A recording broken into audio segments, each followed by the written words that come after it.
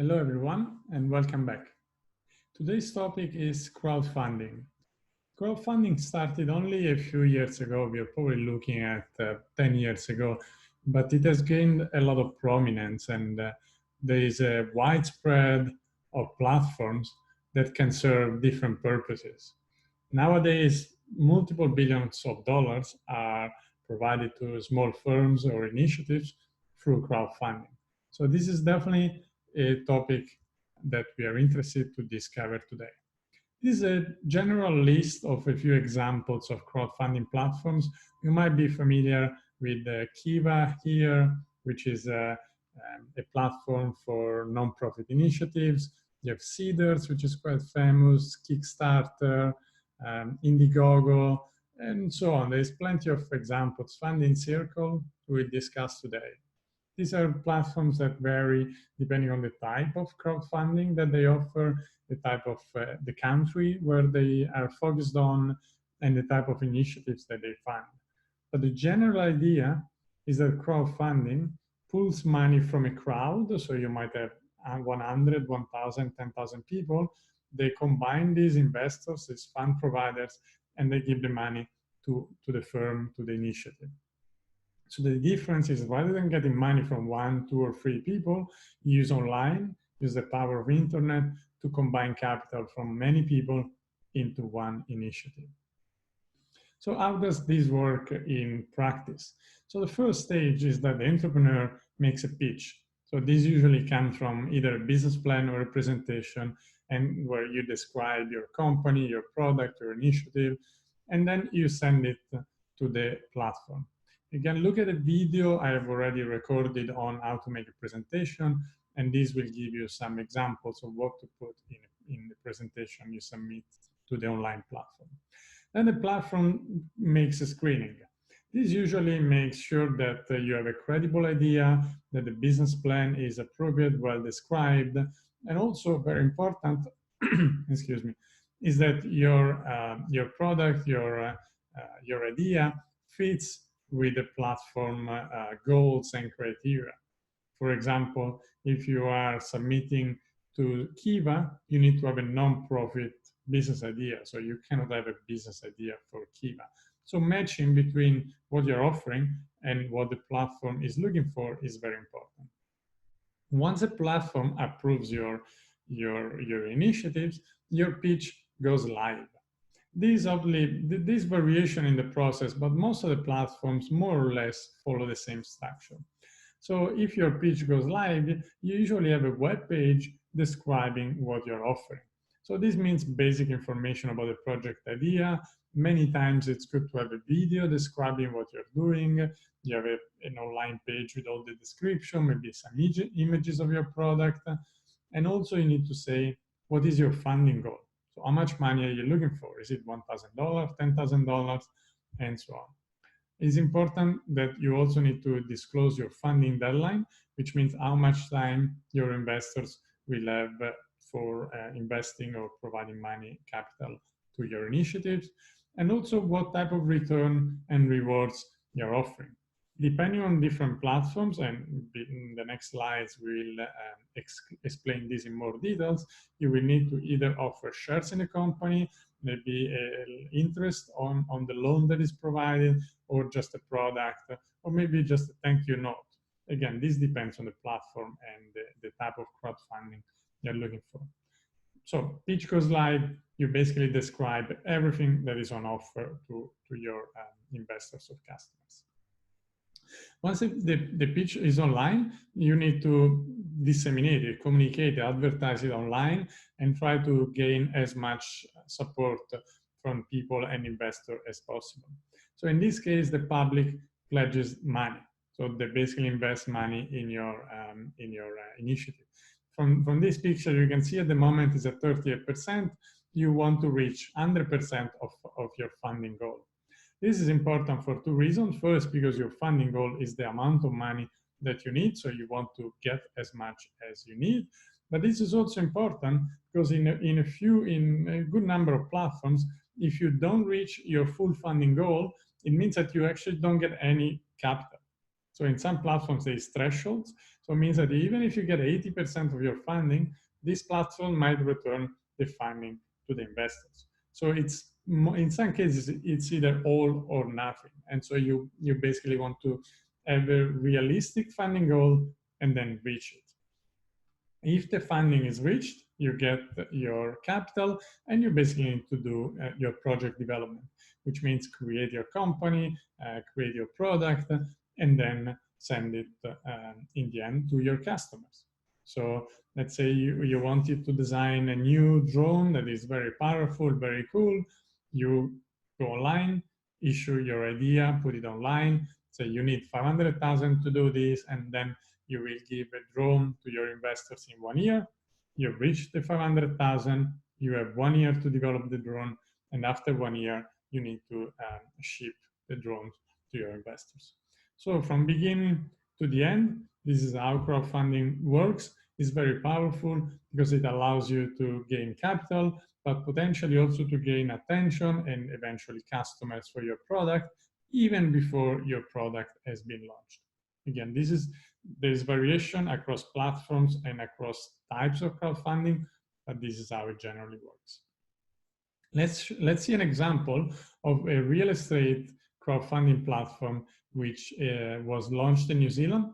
As far as I understand, unfortunately, this company has now failed, but it still shows a nice example of how crowdfunding works. Let's see the video. Well, we all know there's a huge demand for new houses to be built across New Zealand. The question we have for you is, if you could afford to invest in property development, you'd love to, right? Everyday Kiwis can now get involved in high-quality property development opportunities that were out of reach before. How? Through Fulcrum, New Zealand's first residential development crowdfunding platform. Fulcrum's easy-to-use online platform helps developers and investors to work together and share potential returns. For as little as $2,000, you can invest in well-founded and scoped real estate projects. And people with land and developers can gain access to investment and expertise to help turn their development dreams into reality. How does Fulcrum work? Fulcrum works with two sides: you as an investor or you as a developer or landowner. As an investor, you can select one or more projects submitted by a developer or people with land. These projects go through a robust validation process, and we meticulously evaluate the potential of each development according to strict criteria. Fulcrum neatly displays this data to present you with a selection of investment opportunities. From there, you can choose the investments that meet your preferences. We keep you up to date with ongoing reports so you can monitor your progress, giving you peace of mind that your investment is going according to plan. So if you're a developer and need a bit more funding for a development project, or if you want to participate as an investor in property development, Fulcrum makes it easier than ever for you to experience the financial benefits of property development, whether you're a developer or an investor. Property development is no longer just for a privileged few. It's now within reach. Invest in property development at fulcrum.co.nz. All right, so this is a nice example of a investment or equity platform. And you can see that the process is very similar to what we have described. So as a developer, you need to submit a project to the platform. The platform selects the projects that are more interesting, and then it puts it online. At that stage, investors will see all the description of the projects and will decide to invest. So they are using the capital from a crowd of investors to make real estate possible. And the investor gains a potential investment that then will provide a return. At the same time, the developer gets capital to perform their projects. So this is an example of a platform. There is plenty more with similar propositions in different industries. So what are the different crowdfunding models? So as I said, there is variations in the industry, and there are 4 main types. You can see that they also vary in terms of funding size. This was statistics from 2015, but they're still very relevant. So the first one is equity, which is the same I have just shown you in terms of real estate investment. And in this case, you have a number of investors and they buy shares in the company or in the real estate project in this case. So you become a part owner of a company. So you provide equity capital and the company can grow and increase the value of the company and so increase the value of your investment. Another one is rewards. This is probably where it all started. For example, with Kickstarter. So in that case, you're not an investor, you're basically a customer. And so the company says, I want to develop a drone. However, I don't have enough capital. The drone will be very cool. It will take us, again, $500,000 and 1 year to develop it. We give you the opportunity to buy the drone in advance at 20% discount. So as a customer, you give the money to the company, they reach enough money to develop the drone, and so they can start the company, and in 12 months, they will give you a drone. So in this case, you don't become a shareholder or an owner in the company, you are just an early stage customer that provide the money in advance to the company, and then the company will give you some discounts, some benefits, and an early look at the product before the other customers can look at it. Another type is donation. In this case, you're probably looking at a platform like Kiva. So, for example, you might have your local church. They need some money to refurbish the church. And so they say, donate the money to us. We'll spend them to make our church better. This can be any type of donation, can be poor farmers in Kenya, can be your local church. So any type of non-profit business that is looking for capital for a certain initiative.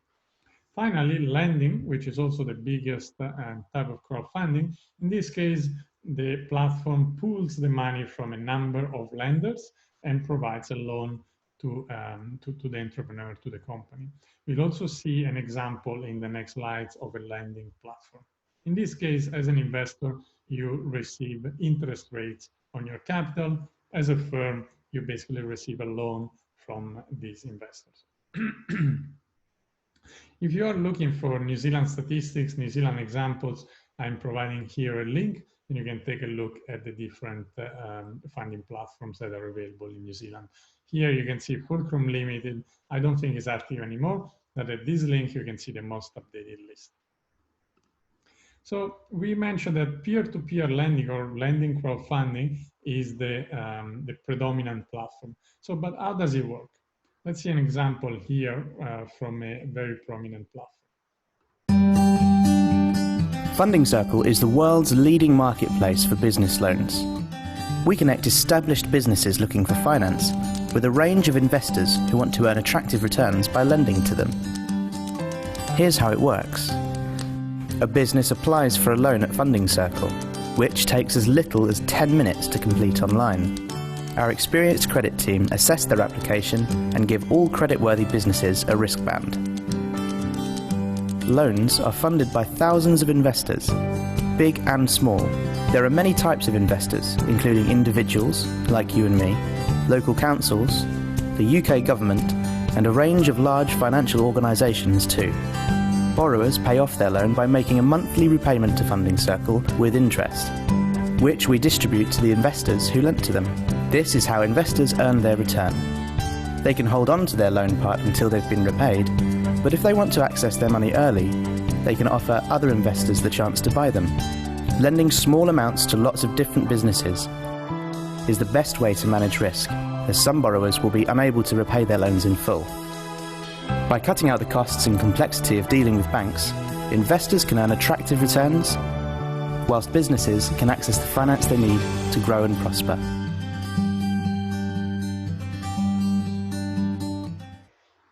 So this is an example from a peer-to-peer lending or crowdfunding lending platform in the UK. And as you can see, again, it works in the same way as the previous platforms. As an entrepreneur, you provide a business plan to the company. If the company is happy, they put your funding application online, then you receive investors investing money into your company in exchange for interest that you will need to repay across the loan lifetime. Again, all platforms work in a similar way, and they try to match the companies and the investors or the capital providers on the other side. Let's see more details how it works in terms of returns and cost.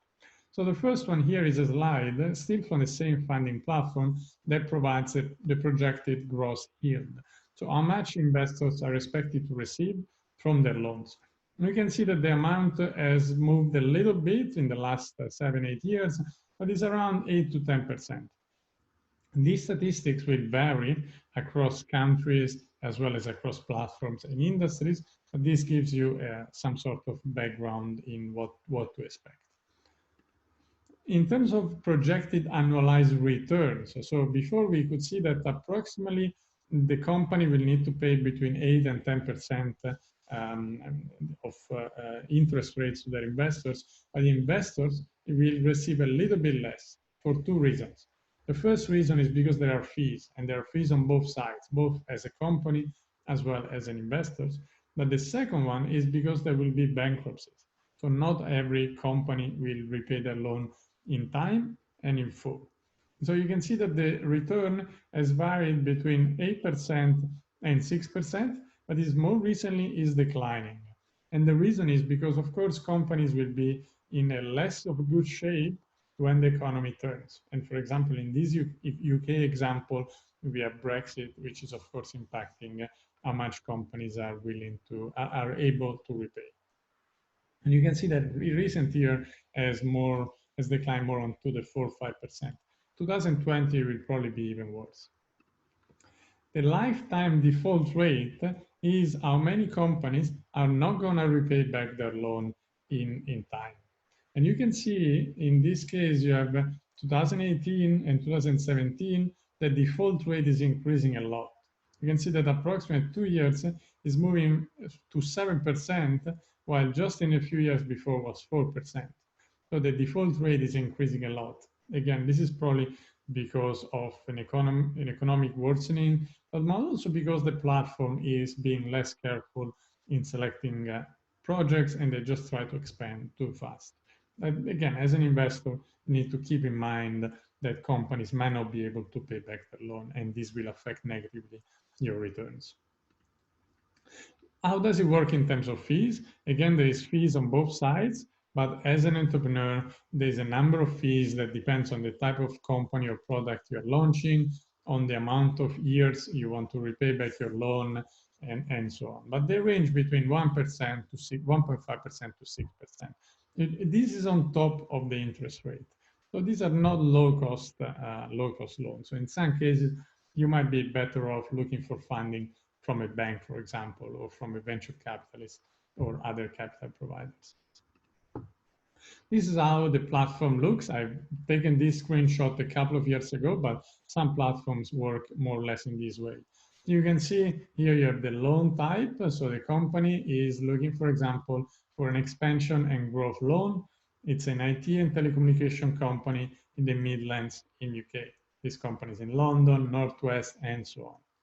This is the risk category. As you have seen from the video, the platform selects companies and assigns them a risk category. So A+ is a low-risk company, B is a medium-risk company. Then here you have the amount that they are looking for. So 200,000, 208,000 pounds, 51,000 pounds, and so on. So these companies are looking for this amount of money. So this is the funding amount. The term is how long they want to pay back the loan, in how much time. So here is in 4 years, 3 years, 1 year, and 3 years. Interest only means that for the 12 months, they are only going to pay back the interest, and then they will pay back the loan at the end of the 12 months. While in this case, 48 months, they will pay back both interest as well as capital. This is the interest rate that you're going to get. And this is obviously, as an investor, and the interest rate you're going to pay as a company, this is obviously related to the risk. So you can see that A+ pay lower interest rates. A B, which is a higher risk company, will pay a higher interest rate. So remember, in the first class, we mentioned that risk and reward go hand in hand. So higher risk companies need to pay higher interest rates. This is the percentage of funding that the companies have reached. For example, the A+ have almost completed their funding, while the higher risk company is struggling a little bit. And this is probably because investors are risk averse, or maybe because I don't like to fund a property and construction company in this area. How much time is left for the funding goal to be reached, which in this case is approximately 5-6 days for each of these companies. This is what to expect if you are accessing as an investor this platform and you're willing to provide capital to these companies. Again, this is a slide that shows you some peer-to-peer lending companies in New Zealand. You can stop the video and access the link to find a more up-to-date version of these companies in New Zealand.